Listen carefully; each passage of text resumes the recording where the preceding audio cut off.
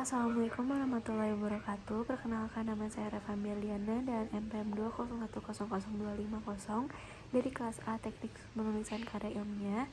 Di sini saya akan mempresentasikan mengenai proyek final dari proposal yang saya rancang, yaitu perlindungan hukum bagi kekerasan seksual terhadap perempuan.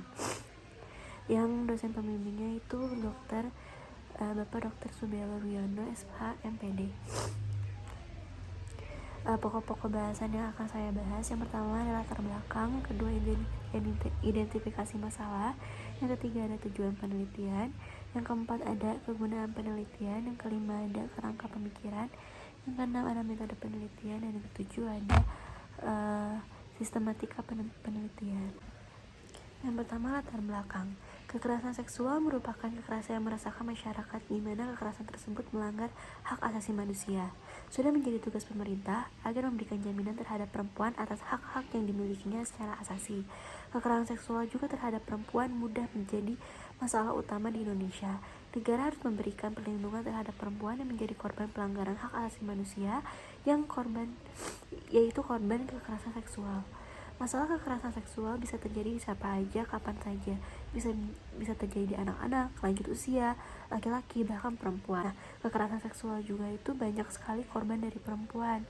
Maka dari itu sudah melanggar norma kesusilaan. Kesusilaan itu diartikan sebagai tingkah laku, perbuatan, percakapan bahwa sesuatu apapun bertautan dengan norma kesopanan yang harus dilindungi oleh hukum demi terwujudnya tata tertib dan tata susila dalam kehidupan bermasyarakat. Kesusilaan, dan kedua ada tindak pidana kesopanan. Nah, untuk tindak pidana kesusilaan itu, yang bentuk kejahatan itu diatur pada pasal 281 sampai 289 KUHP. Yang kedua ada bentuk pelanggaran yang diatur pada 532 sampai 535 KUHP. Yang kedua ada tindak pidana kesopanan. Yang pertama ada bentuk kejahatannya itu pada 300 sampai 303 KUHP. Yang kedua ada bentuk pelanggaran diatur dalam 536 sampai 547 KUHP. Nah, berdasarkan uraian tersebut itu, maka itu saya mengkaji dan menganalisis lebih lanjut dalam bentuk skripsi dengan judul Perlindungan Hukum bagi Kekerasan Seksual terhadap Perempuan. Nah, di sini saya sudah merancang 4 identifikasi masalah. Yang pertama ada bagaimana sih perlindungan hukum bagi kekerasan seksual terhadap perempuan. Yang kedua bagaimana pelaksanaan perlindungan hukum bagi kekerasan pada perempuan. Yang ketiga apa saja sih hambatan dalam pelaksanaan perlindungan hukum bagi kekerasan seksual terhadap perempuan. Yang keempat bagaimana upaya penyelesaian agar tidak ada lagi kekerasan seksual terhadap perempuan. Nah, tujuan penelitian itu adalah untuk mengetahui, mengkaji, dan menganalisis hak perlindungan hukum bagi kekerasan terhadap perempuan. Yang kedua, untuk mengetahui, mengkaji, dan menganalisis faktor yang mengakibatkan memperhambat perlindungan hukum bagi kekerasan terhadap perempuan. Yang ketiga adalah untuk mengetahui dan mengkaji, menganalisis upaya penyelesaian agar tidak ada lagi kekerasan seksual terhadap perempuan. Nah, kegunaan penelitian yang saya rancang itu, yang pertama itu ada secara teoritis. Secara teoritis itu adalah diharapkan dapat memberikan manfaat secara teoritis terhadap perkembangan dalam ranah ilmu hukum, khususnya di bidang hukum pidana yang berkaitan dengan topik perlindungan hukum bagi kekerasan seksual terhadap perempuan. Yang kedua adalah secara praktisi. Bagi praktisi yang dijadikan pedoman perlindungan hukum bagi kekerasan seksual terhadap perempuan. Adapun juga bagi pemerintah di mana dapat bermanfaat hukum bagi kekerasan seksual terhadap perempuan. Yang selanjutnya ada bagi mahasiswa di mana penelitian itu diharapkan dapat bermanfaat bagi mahasiswa dalam hal melatih cara berpikir dan mencari pemecahan masalah, khususnya dalam hukum kekerasan seksual terhadap perempuan. Adapun juga bagi masyarakat, yaitu penelitian ini diharapkan dapat memberikan pemahaman bagi masyarakat mengenai proses upaya menegakkan agar tidak terjadi kekerasan seksual terhadap perempuan. Selanjutnya adalah metode penelitian. Spesifikasi penelitian yang digunakan adalah penelitian deskriptif analisis, yaitu menggambarkan peraturan perundang-undangan yang berlaku dikaitkan dengan teori-teori hukum dan praktik pelaksanaan hukum positif yang ada kaitannya dengan pelaksanaan perlindungan terhadap perempuan korban kekerasan seksual. Metode pendekatannya itu, metode pendekatan penelitian ini adalah yaitu secara yuridis normatif. Pendekatan yang dilakukan dengan berdasarkan bahan hukum utama yang menganalisis teori-teori asas hukum peraturan perundang-undangan. Penelitian ini juga menegakkan pada penelaahan ilmu-ilmu hukum dan kaidah-kaidah hukum yang berlaku di masyarakat. Teknik pengumpulan datanya itu ada 2, perpustakaan. Yang kedua ada wawancara, bahwa studi kepustakaan itu bertujuan untuk mencari terdiri dari konsepsi-konsepsi, teori-teori, pendapat para ahli, ataupun penemuan lainnya yang berhubungan erat dengan pokok permasalahan. Yang kedua ada wawancara, merupakan salah satu cara untuk mendapatkan informasi dengan bertanya langsung kepada narasumber. Wawancara ini merupakan proses interaksi dan komunikasi. Alat pengumpulan data.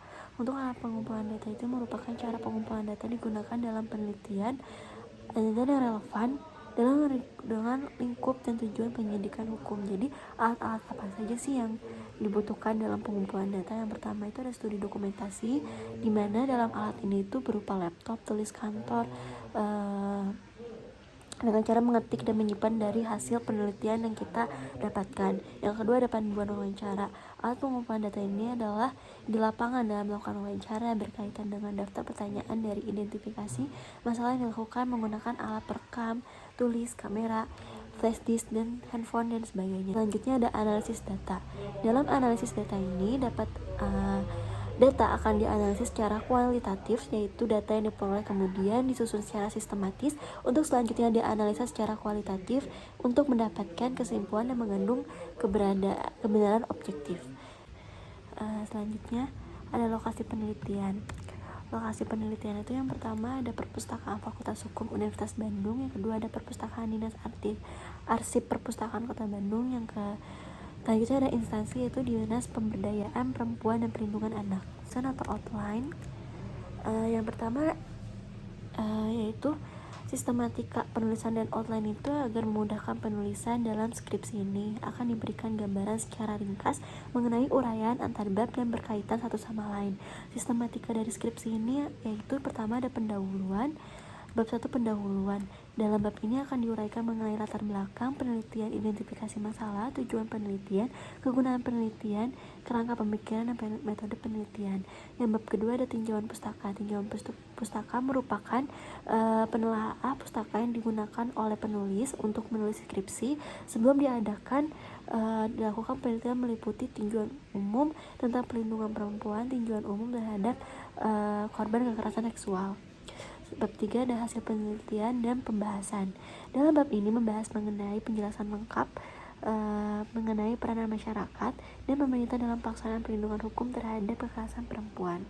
Selanjutnya adalah bab 4, pelaksanaan perlindungan hukum di lingkungan masyarakat, di mana di dalam bab ini tuh menguraikan tentang pelaksanaan perlindungan terhadap korban kekerasan seksual di lingkungan masyarakat serta menghadapi hambatan dalam pelaksanaan perlindungan terhadap perempuan.